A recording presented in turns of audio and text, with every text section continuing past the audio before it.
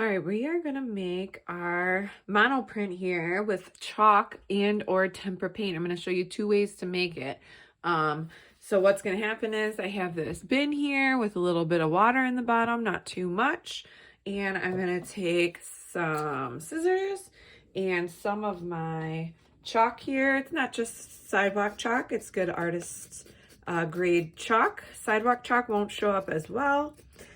I'm going to take and I'm going to scrape a bit of the color I choose along the top of the water, creating like a layer of chalk dust essentially.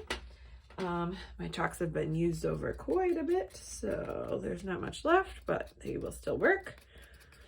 So I'm just picking a few colors, moving around on my water here, scraping some of the chalk off. I can use as many colors as I would like, or as few as I would like.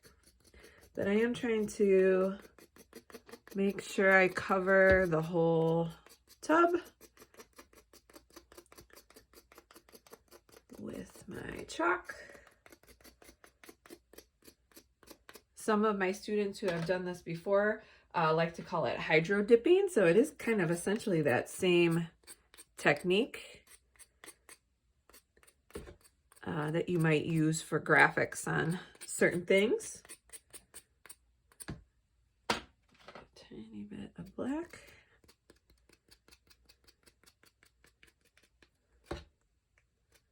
All right, I think I'm gonna hit with that green a little more and then we'll see how it goes. All right.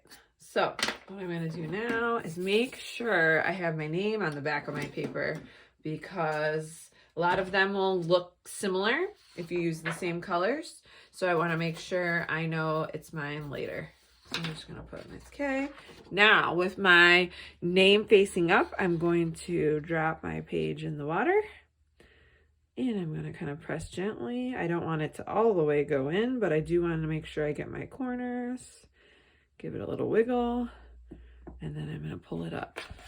And I get this beautiful, almost watercolor, like intense look here.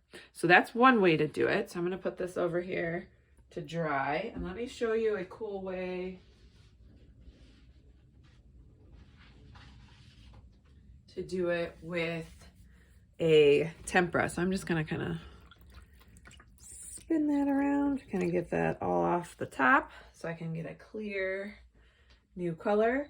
So now what I have in my cap here, this is just liquid, or not liquid, sorry, powdered tempera that can then turn into liquid, but I'm going to kind of use it the same way. I'm going to tap a little onto the surface, trying not to do too big of chunks or areas.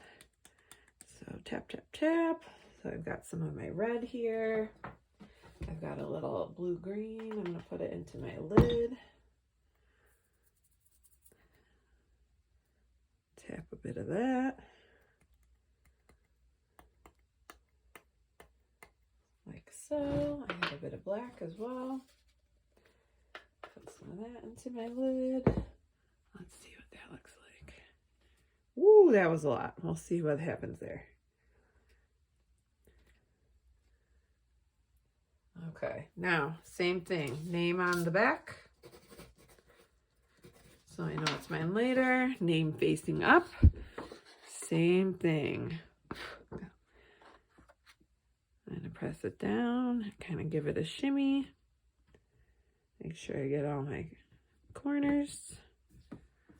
I'm kind of worried about that big clump of black right here because that might not show up as cool, but you never know. We're going to roll with it. Oh yeah, see, it didn't show up as much, but I actually quite like it. The bits of black. So you can see what a cool look that has. So this will be our background for our self-portrait inspired by Bisa Butler. So I cannot wait to see what color combinations you all come up with. So start creating.